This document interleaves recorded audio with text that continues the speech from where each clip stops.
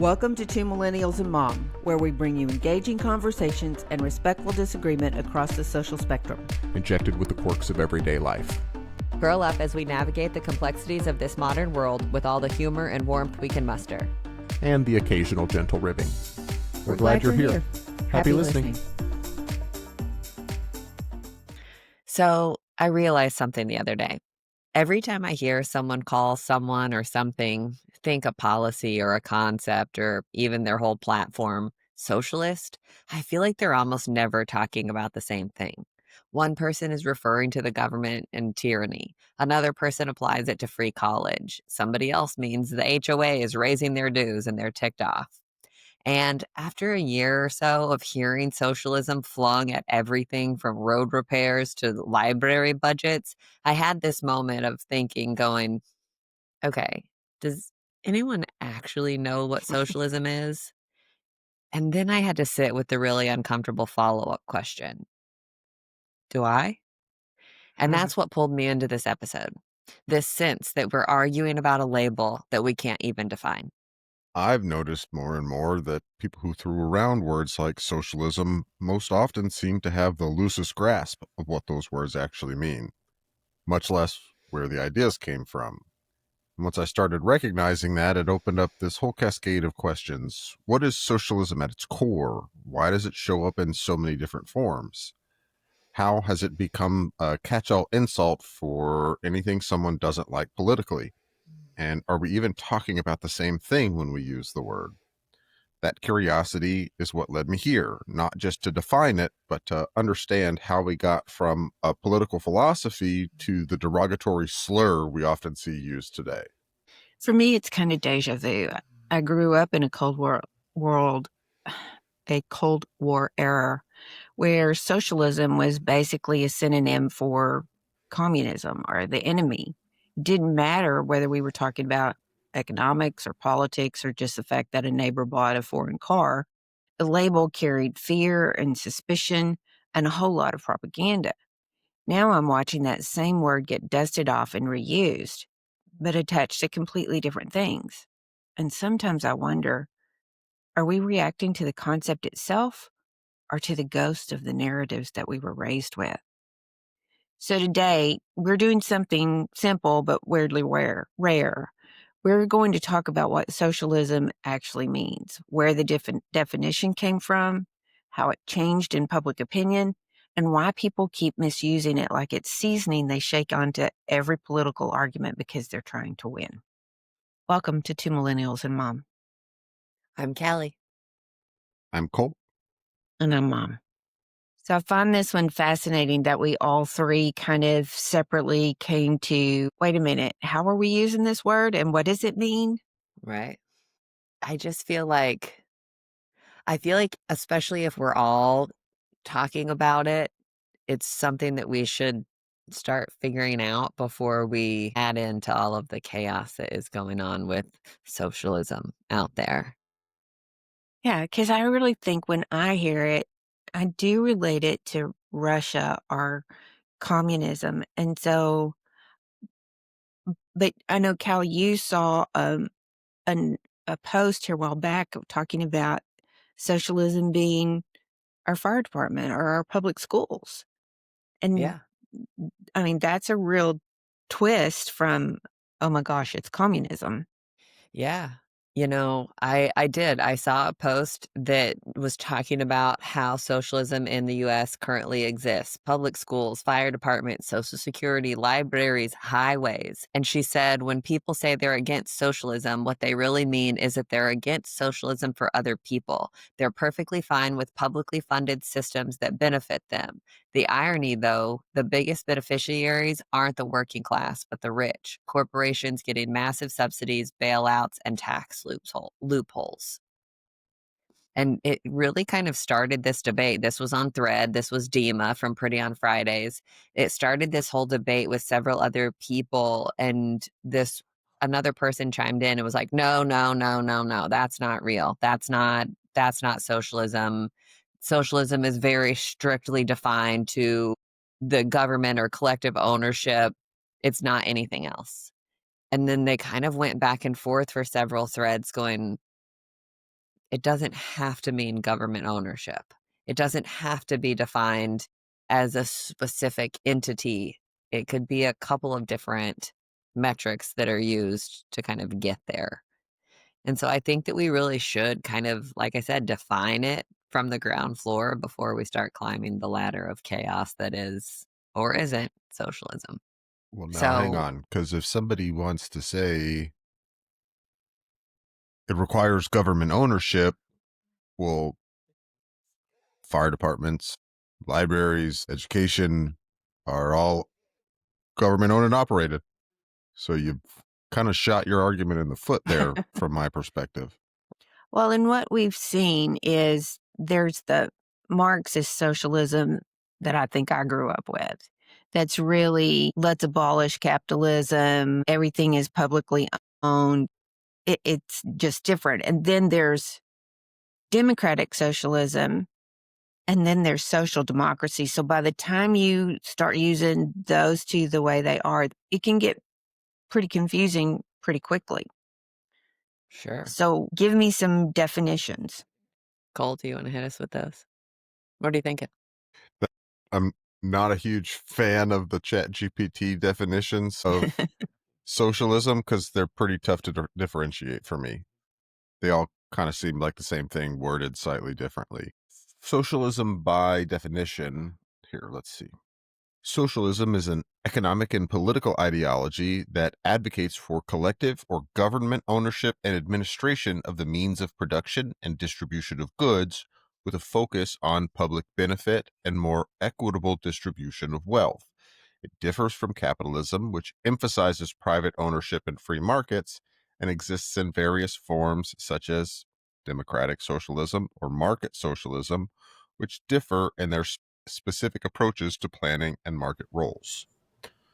So, collective ownership of the means of production is the core of socialism. But what I'm hearing you say is that's not necessarily 100%. That could be your public education. That could be your fire department. Could be pieces of your society, not necessarily everything in your society. Well, I mean, all of these ideas exist on a spectrum. It's not you are socialist or you're not. I mean, you can have socialist policies, you can have aspects of a society or of a system that utilize socialist ideology. Does that make you a communist? Probably not. Well, it depends on who's But looking maybe. at you. I mean, if you look back at the New York City mayor race and sure, I can say that, Mamdani that won as a socialist Democrat, Democratic socialist. a democratic socialist, because what he's looking for is things that would benefit the middle class, Not like taxing the rich to strengthen those social safety nets. yeah, and free metro bus rides. And I think kindergarten was in there. There was some type of education in there. And yet he's been attacked on both sides of the party line for being a socialist, for what he wants to do, And a communist, depending on who you ask. and a communist, depending on who you want to ask. And I find that I just feel like he's being treated really unfairly, because I think it's just the way that he's being positioned, maybe honestly, on his part. Yeah, I mean, for one, he's positioning himself there from my Yeah. perspective. So I don't know that But I it's don't think he's a communist. unfair. I think that it goes back to what we were talking about a minute ago.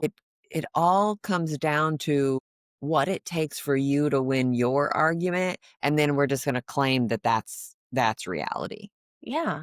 We're kind of back to the my truth thing. Well, that is what I think a communist is, and that is detrimental and harmful to call somebody, so I'm just going to go ahead and throw that out there. Yeah. Just because you call them that doesn't mean anything. It doesn't change the definition of the word that you're using. It just Yeah. kind Yeah, of but makes even you if look you're like a using it moron. wrong, doesn't mean that they're not either. What do you Right. mean? Just Oh, because I use socialist as a slur doesn't mean the person that I'm calling a socialist, even if I'm not using it correctly, doesn't mean that they're not. I see what you're saying. I mean, a broken clock is still right twice a day. So help me understand. I mean, here's the other thing that I keep coming up with. Denmark, Finland are socialist nations who are our allies. So, and I guess here's the thing. I don't think you have to give up democracy for Well, Denmark socialism, and Finland are social democracies. but they're social democracies. I just think I don't know, I'm just struggling with the definition here So a because I social don't see it as democracy, bad. well, I think that it probably depends on the perspective in which you're looking at it, right? So if I come in and say, "Hey, let's talk about a social democracy," that's not really socialism in the same form that Marxist socialism is, that Right. communism might be. Social democracy says, hey, we're going to have businesses and we're going to have free markets and you can make money and you can own stuff. But the government is still going to kind of kick into high gear to make sure that everybody has their basic needs met. So, for example, free healthcare, socialized healthcare is something that's really big in those countries. So good schools, public transportation, um, paid time off, And childcare things that we being want affordable. here in America. Right. But they've kind of, I feel like, and maybe I'm wrong, and Cole, you can correct me if you think that I am. I feel like they did it at a time, Denmark, Finland, Norway kind of did it at a time where you could, I don't want to say like sneak it under the radar. That's not really what I'm saying, but they did it before they had a whole revolt on their hands. And so now somebody has to pay for those things in America. Somebody still has to pay for healthcare. Somebody still has to pay for good schools. Somebody has to pay for the free bus rides that Mamdami is talking about. And everybody's like, well, we don't want to pay for that. Well, that doesn't benefit me. We have become so selfish that we can't look outside of our own personal needs to the greater good in several perspectives. I see what you're saying. Well, I mean, I think there's very much a razor's edge to walk because you can say we want everybody's opportunity to be equal. The further you move to true socialism, the closer you get to we want everyone's outcome to be equal as well. Now, I can certainly understand having social safety nets, but somebody has to pay for those. Those are products and services that still have to exist within a market. So you are really, from my perspective, running a balancing act because the closer you get to socialism, the more equal everyone's outcome is, which to me disincentivizes work, ingenuity, innovation. To say, well, what does it matter? I don't have any benefit. I don't have any greater benefit for working harder because the outcome is always going to be the same. And I think that's where the root of many, and I don't even know if capitalist is the right term. I think many Americans have been told that and Yeah. see and hear that. And I think that that's a valid concern to have. You do think it's a valid concern? Yes. I guess to me, I see a possibility there of maintaining our democracy, but adding some benefit. And I, I always waver here of how much is too much taking care of people and That's the problem. not enough of teaching people how to fish. I don't know. I think again, I think that varies based on your personal perspective. And I don't think that there's anything wrong with that, but I think that we could have a democratic system that kind of keeps those checks and balances in place. And I think that right now, especially in terms of something like healthcare, that isn't even an option because of how chaotic our healthcare system is right now. And what Yeah. I mean by that is it shouldn't cost, quote unquote, more money to have a baby with insurance than it does without insurance. As the person who is having that baby being the insured, right? And our healthcare system is so screwy and so jacked up right now. It doesn't feel like I mean, I'm back to kind of last week's episode. Burn it all down and start over. Like I there mean, with is no healthcare, you kind of fixing feel that way. this. And do what? I said with healthcare, you do kind of feel that way because it's just a mess. It's just a mess. And it doesn't matter who you are. It doesn't matter if you're the doctor who is practicing on this patient who is seeing them. If you're calling to get those answers, they shouldn't be different than the answers that I'm calling as the patient myself to get. But it does matter. And it matters as to which insurance carrier I have and which plan I have and which state I am in based on all of this baloney of chaos. And so I feel like we don't have even a chance to entertain the idea of any kind of universal health care without the overwhelming reality that is, we got to start over because this shit sucks. And Yay, that's really, bureaucracy. yeah, exactly. And so like it has become this incredibly daunting task that nobody wants to take on and nobody wants to try and tackle. And then let's go ahead. I don't know a ton about this, just throwing it out there. But you've got right now in our current political climate, you had Barack Obama put into action the Affordable Health Care Act. And that changed a lot of people's lives. Did it change everyone's life in America? No. No. Did it make a little bit of quote unquote of a difference? I'll say I won't even call it progress because I think, again, that's subjective. Did it make a difference from where we were before? Yes, it did. And now in 2025, you've got all of that being thrown out the window. Like, and I get you don't like the work that was done. You don't like the outcome. That doesn't serve you, but it also harms a shit ton of people.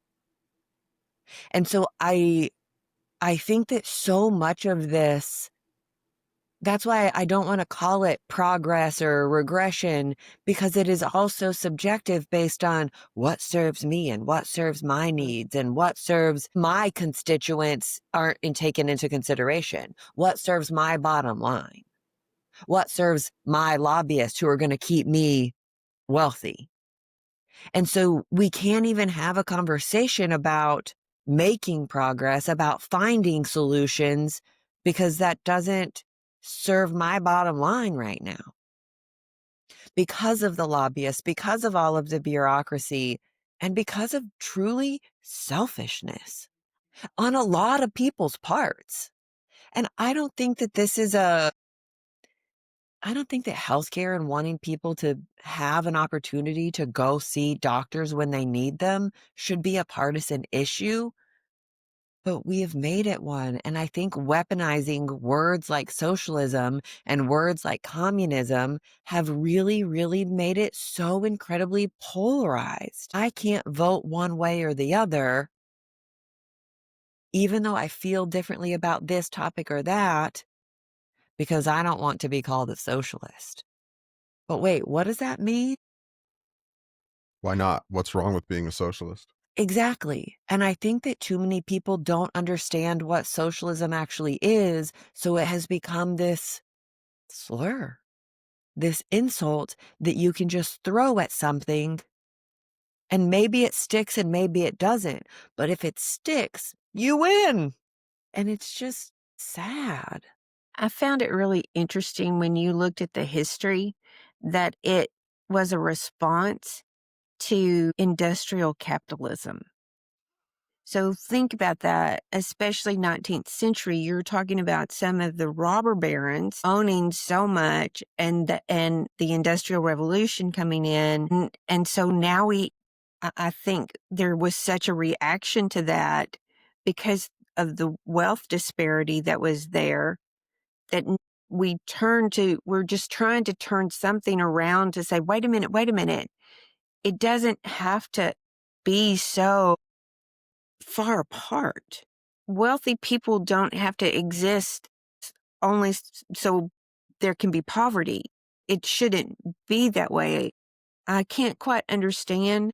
I mean, I kind of made a joke to y'all the other day when they were talking about Elon getting this $1 trillion payout, that really, if he just covers Snap for, that, 42 billion, it would be an easy thing for him to do. He wouldn't even miss it, Notice. kind of thing.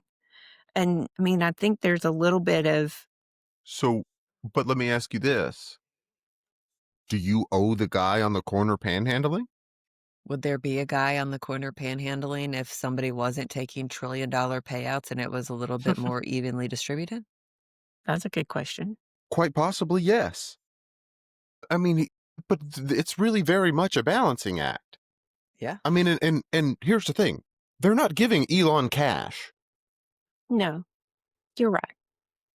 They're valuing his equity position in his company.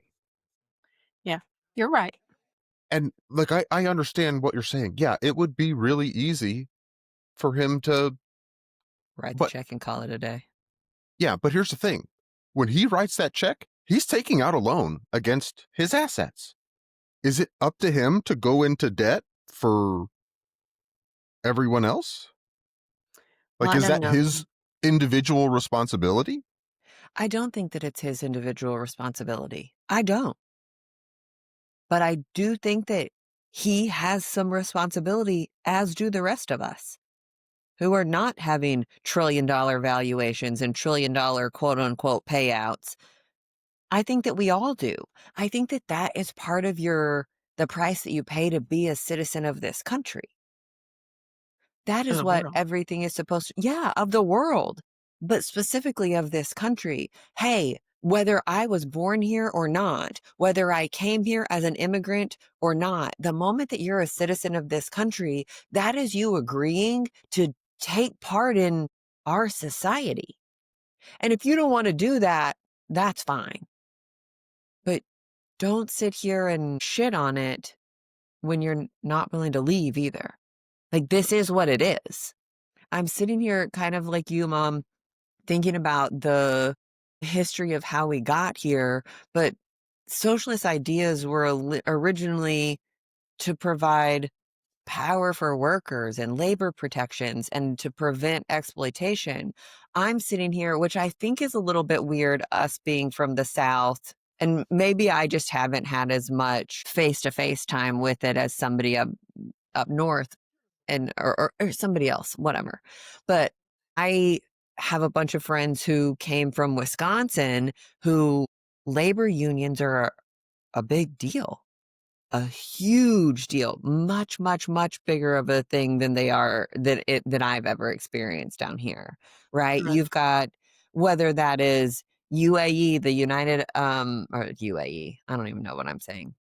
United Auto Workers. United Auto Workers or UA. Industrial United Steel Workers or the Teamsters. I mean, the American Federation of Teachers, National Education Association, Service Employees International Union. Like, these are all humongous, humongous labor unions who were put in place to take care of those workers. And so I think that we've got to remember that as part of the history of socialism, this wasn't just put in place in communist countries so we could control everybody.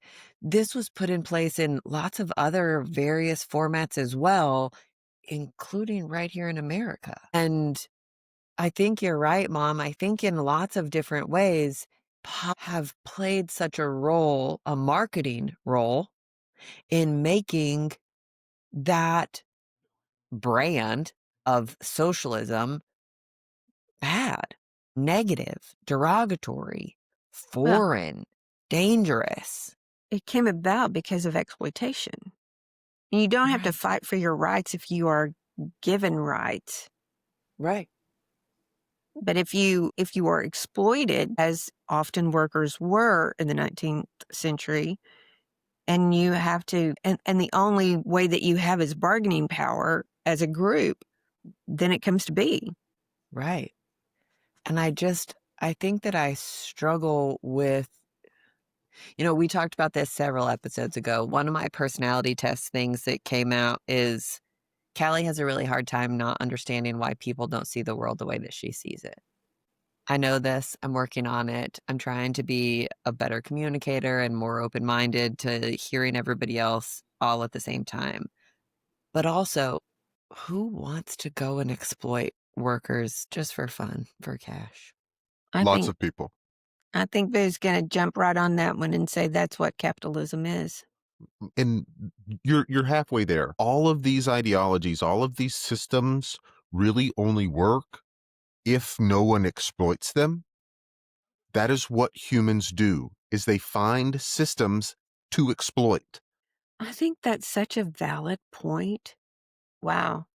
I mean, is there an option, and this is kind of a tangent in and of itself, but is there an option for a system for any society to moderate itself, to take what is kind of planned in theory and apply it practically consistently? Or do you always have that human interest to exploit and challenge it all? Is that because greed is the root of all evil? And let's just see if I can. I want to say that there's a little bit of both, that there are people who would never dream of exploiting their neighbor. And then there are other people who are greedy enough that they are always going to exploit their neighbor. And so the goal, I think, has to be that you have some mechanism in place to harness the ones who are willing to exploit easily. And I'm not saying it always comes from a direct intention. Sometimes it just comes because that's where the money is. But I think you have to have something in place that keeps people from doing that. And that may be what socialism is. Interesting. But socialism in and of itself is exploitable. Yeah. Yeah, that's true. It can be pushed too far. Yeah. I mean, it can be pushed so that if only the government has ownership, and if the government is run by those people who are willing to exploit their neighbors, then it's a weakness. And there's just no way around it. I mean, the truth of this all is the way around this is for people to stand up and band together and not just be not just be sheep, but what I was really trying to say is you can't just take words at face value. I think you have to look at words like we're doing today. I think you have to look at those words and determine what they mean and how they need to be used, and then create that movement to do the right thing, Educate people. educate. It doesn't matter how much you educate everyone, you can't turn off greed. It's So we're just just not fucked? doable. Yeah. No, I do not want to believe that. Well, and I think I that think a there are lot other of these people in other countries ideologies, that don't feel that way about their country and the way that they're run. What were you going to say about ideologies? I think in general, these ideologies have a tendency to work on in small scale. Mm. But the more you try and expand them, the harder it becomes to manage. The more loopholes that get created, the easier those systems are to exploit. So is that a population threshold? Anything under 1 million people, we can be socialist, totally fine. Anything, or is it a different metric about money? Hey, as long as we have less than $5 trillion total in our kind of system here, then it's manageable. But anything over that, nope, too far out of whack here. Well, and you have to go to the next step. So say you do have those measures in place. Say it's 1 million people, and then you need, I think it's much smaller than that. how do you get to the next I mean, if you have to break it there, is that a new country? Is that a new party system? Government altogether. Yeah. What But does that look like? that's what I'm saying. That's what you run into, because you talk about communism based in communes. You have small groups of people working together to provide resources For for each the other. community, for the commune. Great when you have 30 people. Probably okay when you have 100 people. What happens when you have 1,000 and 50 of them don't want to do the work? Do you kick Yeah. those people out, or do you provide for them? Well, where do those 50 people go? Yeah. Who decides what to do with those 50 people? I really do think that it is a question of scale. And on small scale, I think these ideologies work well. But what if you have one commune who does it this way, and the next commune down the road does it a different way? And they don't like each other, so they can't trade with each other, and then they start fighting and killing each other. Is that beneficial? I mean, No. I think China would have a really strong argument here. What do you mean? I mean, they would classify themselves as communist, and they're not a small population. They're also not working completely well either. Doesn't mean they don't have an argument. Yeah. Well, democracy has an Mm, argument there, but There's plenty of arguments against it, like the millions of people who starved, yeah. the hundreds of thousands of people who are different, so they are banished or disappeared or shunned by that society.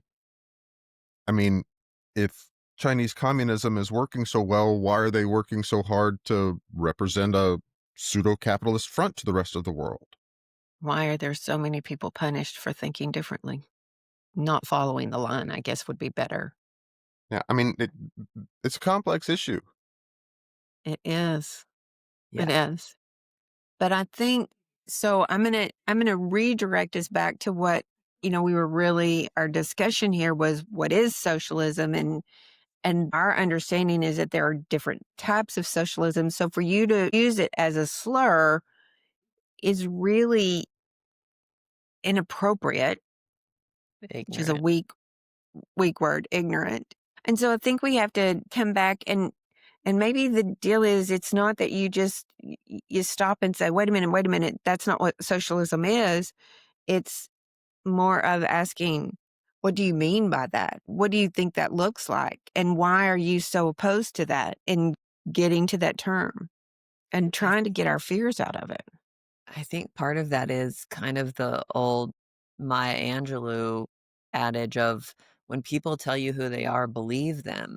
And so I think that the moment that you ask somebody, "Hey, why does that bother you? Why are you irritated by that? Why do you want to classify that as socialism?" You got to listen to those answers and kind of make judgment calls based on that. You don't think that women should have the right to choose for their own body. Got it. Got it. Got it. Okay. Noted. And I'm not sitting here advocating for closing conversations. In I fact, started the to say, you opposite. guys, we need to be having those conversations though, and we need to be really holding people's feet to the fire to say, wait a minute, you need to explain that to me. Why do you believe that? And because I think we are in a place in history where we're letting words, undefined words, draw people in direction. And I think we were going to have to stop and have conversations and go, I need you to explain that to me. I need you to define that. And you can't use pat terms. I want you to tell me what you think that is. And I want you to have this conversation with me. And don't get mad, don't get angry, but let's have this conversation and see where we both end up. Maybe I'll end up where you're at. But Language and maybe, literacy are dying, at least in our society, from my perspective. I think literacy in general of anything. We have turned ourselves into a dumb country of people. y'all are depressing. Yeah, it is. Welcome And I to the have to world, say, little buddy. I No think this picnic. is a generational thing. I think that because I grew up believing that America was great and that we were something special because of this experiment that we were doing. And I think that your generation has seen through so much of that Callie Turbulence. marketing and turbulence that you don't feel that way anymore. And so you are definitely struggling. And I think that you don't have, there's not a cohesiveness anywhere. There's bipartisanship everywhere and in everything. Should you send your kid to school when there's a worldwide pandemic, and should they wear a mask, or should women be allowed to, you know, be responsible for their own bodies? And that is so divided that I understand where you guys are coming from, because I think that that's all you've seen. That's all you've known. I can say this. When I was a kid, when you played the national anthem, everybody stood up. Everybody knew what to do, how to respond to that. People were singing the words. I was at a football game yesterday and people didn't know what to do. We're going to stand and honor the flag. Okay. But does that mean you put your hand over your heart? Does that mean you take your hat off? Does that mean you sing the words? What are we waiting for? What does this mean? And so I'm coming back to a definition, because I think maybe things are not well enough defined to know where we are. I think it goes right back to the bigger that system is, the harder it is to define it. The harder it is to understand, the harder it is to educate yourself on it, the harder it is to share your perspective with somebody else who also doesn't understand it. I mean, we've been a big nation for a long time. Never bigger than now. Never bigger than now. I get that. And But I we guess have my point, gotten it wrong and it's been told to us wrong for decades. We're just doubling down over and over and over again. so that doesn't have much to do with socialism. It doesn't. Mom, what is socialism to you? Well, I think that's what I'm trying to understand. In my head, what I hear with socialism is that it is government ownership. But what I think I hear also called is what communism is, not what socialism is. But if you ask me to define that, I would tell you that that would be government ownership and that everyone was supposed to be treated equally. So it's See, I not don't like, really see socialism as government ownership. I see socialism as labor has control. I guess, Well, does that mean that labor is the government? I don't think labor is the government. Cole, can you read the actual description or the definition that you read earlier? Because there was something that stuck out in there to me that I think kind of fits right here. Okay, yeah. Socialism is an economic and political ideology that advocates for collective or government ownership and administration of the means of production and distribution of goods, with a focus on public benefit and more equitable distribution of wealth. So where, like when you read it right then and when you read it earlier, the couple of things that really strike me was it's an either or, but it's also about the production of goods. It's not about everything. It's about the productions of goods that I think is really important here. So then you're talking about, kind of like you said just a second ago, Mom, you're talking about the people who are producing those goods. Those are your workers. Are your workers your government all of a sudden? And so I think that we've got to step back a little bit and say, hey, this is maybe less government than our brains want to immediately take us to, and more collective action, Oh, I think that's interesting. rather than this is a government fundamental plan and idea concept that is going to be blanketed over everybody, because I Yeah. don't think that it has to be that. I think from looking at our definitions, you're right. It doesn't have to be that. And that it can be not necessarily an either or, but a combination Right. of multiple things. And I think that you're seeing right now a little bit of that combination. You've got in the United States, you've got the government saying, hey, we're going to take care of Social Security. We're going to take care of we're going to kind of dip our toes into the healthcare space. And we're not running healthcare, but we are telling you guys how you can run it. And I think that that is both good and bad. And then I think that you can also look at it there was another, and I was just sitting here thinking about, I don't know. I think in general, you can say that we're kind of mixing that right now. And prisons was the other thing I was thinking about. So you Interesting. have both public prisons, public or like privately done prisons, as well as government run prisons. And a lot of people will tell you, well, the government is too big and can't do anything well. So why would we think that having the government do more is a good idea? And I think that there's some serious validity to that. But I think that prisons was the one that I went to kind of in my brain, because there are some people who are running prisons privately right now who are also doing a total shit job. And so I don't think that we can just sit here and kind of slap this blanket statement on it and say, okay, these industries, they're going to be run over here, and these industries, they're going to be run over here based on private or government. I don't think that we're capable of doing that. I feel about like I did when we were talking again last week, talking about the one subject, one bill, one vote, all like one at a time kind of thing. I think that we need to be addressing these things. Okay, let's sit down. Let's start making sense of healthcare. And I think that that's going to take people from both sides to even make that determination. Hey, should this be government run? Should this be privately done? Should it be a combination of the two? Because I think that you've got to maintain some kind of checks and balances in everything, so that you don't end up like we have in healthcare with, well, money wins, so people are screwed. And we don't end up like we do in the prison system, where it's just money runs and people are screwed, or the government runs and the rest of the people outside of the government are screwed, or outside of the prisons are screwed. Like, we've got to have some semblance of balance in there. And that's why, in theory, democratic socialism makes a lot of sense to me.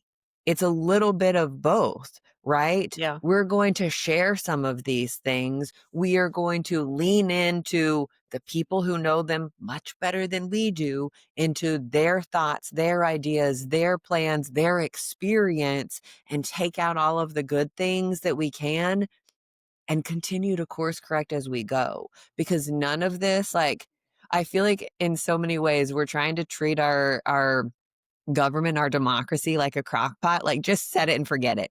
It'll figure the rest. It'll do something. But we can't do that. This is an active job for every single one of us to work towards and to maintain, and to, whoa, hold on. You're getting a little too far. I feel like instead of like a crock pot, it needs to be a little bit more like we're all wrapped up in a rubber band. If something stretches over here, it means it has to give over here. Is everybody cool with that? Like, it just feels like we're kind of locked in this hamster wheel of chaos that changes and revolves with each administration and with each next person coming into power, whether that is political power or financial power. It's just something's going to happen. We'll see. And I just don't think that it has to be that way. Where you want to go? I don't know. I think D would be really good. How it's easier to say socialism than to name what you're angry about. Yes. Because we've kind of done C. Okay. So I think that it is kind of riffing off of what I was just saying about a little bit of everything, a little bit of rejiggering the whole idea and the whole premise and the whole concept, but it all being weighted and measured between multiple entities. I think that we've got to be really careful to talk about our frustrations outside of these kind of misnomers, if you will. Yeah. And so, what are people actually arguing about? And I think that when we really start digging in there, we can see and pull out some really concrete frustrations. You know, Cole was talking a minute ago about even in the definition of socialism, it's an economic or a political ideology. I think that there's some frustration behind the economic system of that. Somebody has to decide who owns what. Who owns all of the roads that we all drive on? Who owns the school that our kids go to? Who owns the healthcare that you're delivering babies at or fixing your knee when you chopped off Yeah. your foot, whatever it is? I think that we've got to have some serious conversations about those things.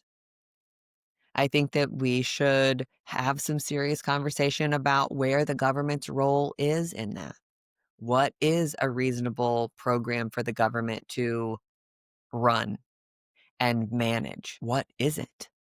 I think that we can talk through a variety of values that, again, are going to change. Kind of the prioritization of is going to change from one person to the next, depending on your specific perspective. What is most important to you? I think that, I mean, even right now, I've got a couple listed here: freedom, fairness, security, and individualism. I suspect that if the three of us were to go and order those 4 different topics, we're going to have 3 different lists in terms of priorities. Yeah. I would agree with that. And I don't think that that's a bad argument to have. But I think that we need to be very clear that this is where I stand. Again, one person, one vote, one idea. Like, let's talk about values, and then we can kind of compromise from there rather than just saying, oh, well, Callie's right and Cole's wrong. Like, it doesn't work that way either. Yeah. Well, or Callie's just a socialist. Right. Callie's in Because it for herself. that doesn't define what that even means. So Right. we have to come down to say, wait a minute. Why do you What? value this over that? Yes. Yeah. And And I why mean, is that my problem? yeah. I think, Mom, I think you really kind of hit the nail on the head talking about you growing up under the threat of communism and us growing up under the threat of all chaos all the time. We had an episode ages ago about all of the kind of chaos that millennials, specifically like our generation, has endured. And we've never had consistency. If it's No, not one thing, it's another. no. I would say that the only time that you guys in your lifetime have seen consistency would have been 9/11, and y'all were both little. Mm-hmm. You're right. I think you're totally right. But what was like, that was a precursor to a whole bunch of us going, whoa, whoa, whoa, whoa, whoa. You think we should point the finger at who for what reason? You think we should point the finger at them based on what data? And so I think that there is a lot of difference between, and we've talked about this before, between your generation's trust in the government. Hey, let's stand up for the flag and for the national anthem, and this is what we do, and this is how we function, versus our generation who has had none of that stability, who has seen none of that American dream come true, has just been here for only turbulence. And we have a lot greater fear of the government and what that means. We don't have that same trust in them the way that you did, especially the way that you did growing up. I 100% agree with that. I just think that there's like, these are all worthy conversations and worthy debate topics that we can only make progress on if we're really, really open and honest about and specific about what it is that we're talking about and why it is important to us. And I'm not sitting here again saying socialism is the way. Socialism is going to fix everything, because I don't think that it does, but I do think that it, specifically in this conversation, has been an avenue to which we could get down to a more finite discussion about what is important to all of us. I think it just cannot be used as a defense. Yeah. General term. You can't just Blanket generalize statement. someone to say, you're a socialist, therefore I win. Right. Because Yes. I think there are aspects in socialist policies that are probably beneficial for a society. Going Definitely. right back to how we've talked about capitalism here recently, carefully regulated. Yeah. And that's kind of, you're calling it carefully regulated. I'm kind of using that same mentality when I'm sitting here talking about checks and balances. I don't want one group, one entity, one government to have all of that power, because I want that same careful regulation. And I think that you've got to have a meeting of the minds rather than a gavel drop. Yeah, you can't do it carefully if you don't have all of the perspectives. Right. Agreed. And I think, just to really throw a nice little wrench into all of this, I think that we have to kind of take the concept of DEI and apply it here. We have to allow these conversations and these beliefs to be fluid. We can't just say, oh, 18% of the population, until we get there, nothing is being said. Like, we have to be more fluid and say, this is what makes sense. This is what doesn't. This is where I'm coming from. This is what I'm afraid of. This is what I'm excited about. This is what I'm distrustful of. Here's where I'm angry. And again, like Cole said, taking all of those different perspectives and utilizing all of them, but it can't be so specific that we have put ourselves into a paralysis by analysis by paralysis situation, right? Paralysis by analysis. Yeah. Sorry, I had it backwards. Because I just don't think that we'll ever get to perfection before we can't wait to get to. And I think that I'm talking a lot. That's what I think. I just, I laughed because we talked about political allergies and how certain words just make people shut down. And so I think this is just one of those things. And I think we just keep circling back. Y'all, we got to have a conversation. We need to, you can't just use words randomly. You can't use them just to be divisive. You can't, use them as a slur. Let's have a conversation. What does this mean to you? And what can we do about this? And where can we agree? And where can we move forward to do something? I mean, I would love for my children to trust their government. Me too. I just don't have any reason to. I get it. But I think that we've got to be realistic with the consequences of misusing words, especially big, powerful words like socialism or communism or democracy. See, I almost think it's the opposite. I think we've just given those words too much power. I think that that's fair. Yeah, I'd go there. Yeah.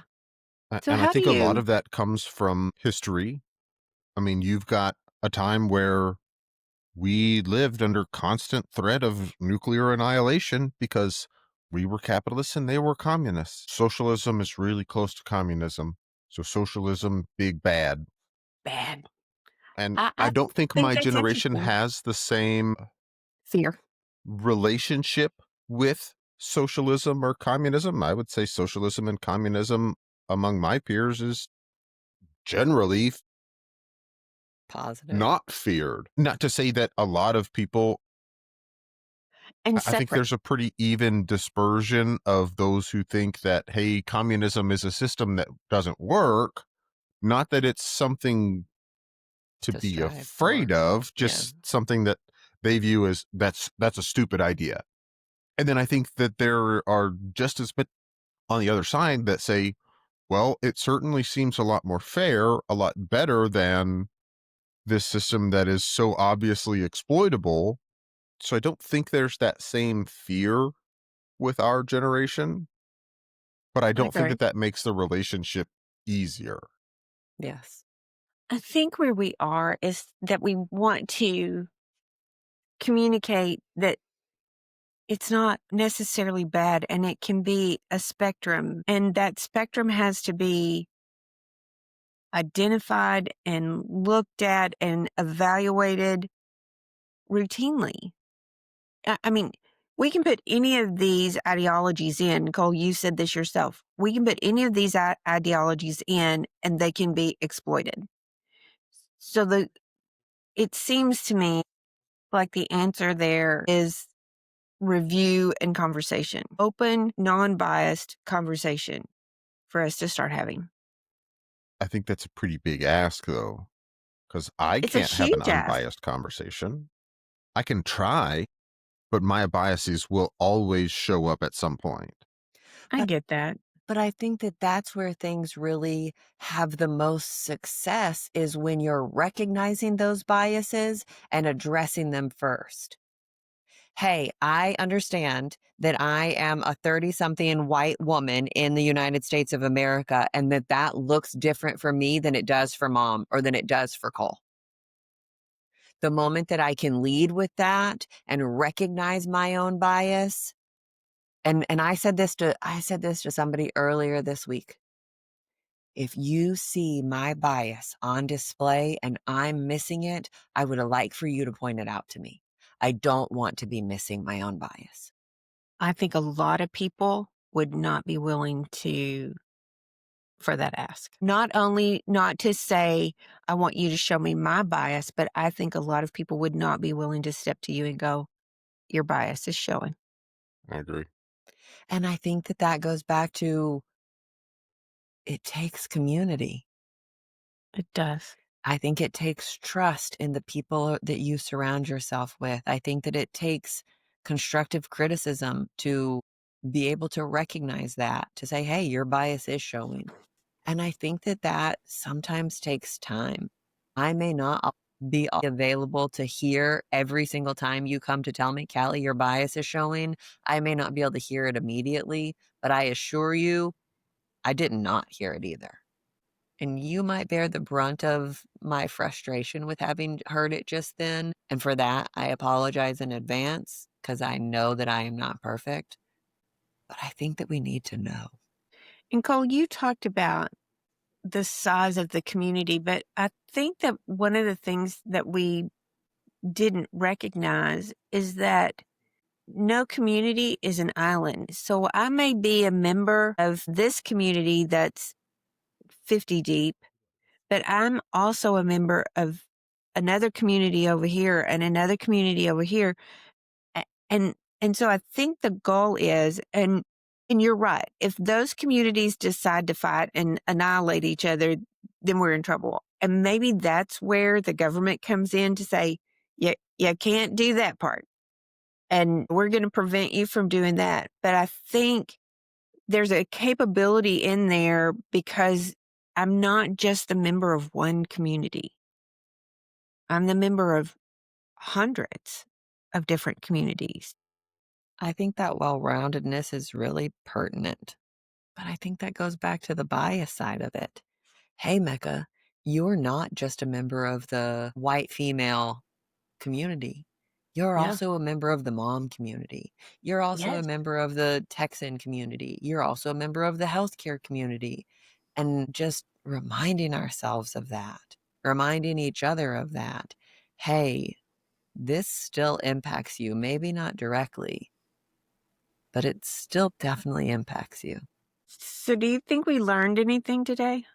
Keep talking and drill down on what you're talking about rather than just making big overarching blanket statements and using words that you don't really know the meaning of. That's why you'll never hear me call somebody a socialist.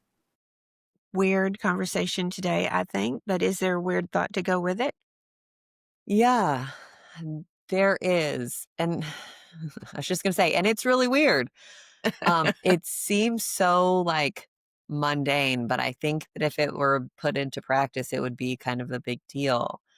I want to think a minute on what our conversations, our day-to-day interactions, not only within our communities, but beyond, would look like if everyone, including ourselves, only used words that they knew and understood the definitions of.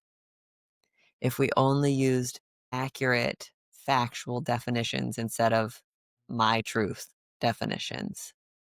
I think it would be really quiet.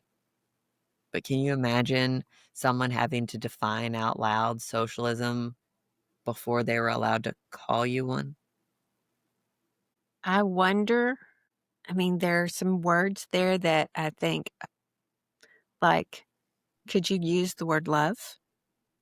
Because is that the same for everyone? Or happiness? Or joy? Pretty? Yeah, there's a lot of subjectivity in there. A lot of subjectivity. But again, it's an invitation to say, what does it mean to you? So it would be a very interesting thing. It might also be a hindrance, because maybe you couldn't put the words together to create a new idea. Yeah, I think that's a good point. So I don't know if it's a matter of only speaking words that I understand, but only being willing to speak words that I'm really willing to listen to your meaning about. I mean, I go to red. My red is one color, but your red is a different color. I mean, is yours really burgundy and mine's cranberry? And, I don't know that. And I don't know that I want a world that is so specifically defined. Isn't that funny? Earlier in this conversation, you wanted specific definitions and to better understand the specific, but which I'm not faulting you for. But how, again, like you're saying, those specific definitions can also be a hindrance and can stifle creativity and curiosity and intrigue all at the same time. Yeah, It's like Cole said, we're living on a razor's edge at all times. that was a weird one. Okay, who's got my happy story, my good news story? So our good news story this week comes from Wichita, Kansas, where when a payment system went down at Tacos TJ 664, family realized they didn't have enough cash to pay just when they were craving their favorite shrimp tacos. Excuse me, just as they were about to walk off, a stranger named Jared stepped in, handed them $100 bill, refused any repayment, even Venmo, and insisted they stay and enjoy their meal. After they paid, he quietly gave the change as a tip to the overworked staff. The family's grateful Facebook post in a Wichita foodie group exploded, helping people identify him. Jared shared that his kindness comes from a deep place. He grew up poor and was raised by a family who took him in when he needed them most. To thank him, the restaurant made him the official Wichita Taco Hero, complete with a certificate and free tacos for the rest of the year. Well, that was $100 well spent. I hope he likes tacos. We're also sitting here towards the end of November, and this all took place in, like, I believe July. And so it was a substantial amount of tacos that he got for the rest of the year. And I think he deserves every single one of them. I mean, but what a nice thing to do. I gotcha. Yeah, Enjoy your meal. I gotcha. I mean, that's exactly what it is. I got you. Don't worry about this. I mean, that's a pay it forward for sure. Shout out to Jared and to Tacos TJ664 for them being just having some fun with it and Yeah, making him a taco hero. Fun. it's a good one. Yeah. Kindness is powerful. And it doesn't take a whole lot. $100. sometimes less. I was reading another article that was saying it was quoting him, and it was talking about it doesn't have to cost you anything. Kindness can be completely free. You just have to Yeah. choose to give it out. Yeah. I mean, but he wasn't looking for glory or free tacos. No. He just overheard a conversation of a family that he could help, And he did. and he did. And then helped the tip part, even not taking anything back, just giving. Yeah, good one. Okay, this was an interesting conversation, you guys. Yeah, it was. I love Love you ya. both. Love you too.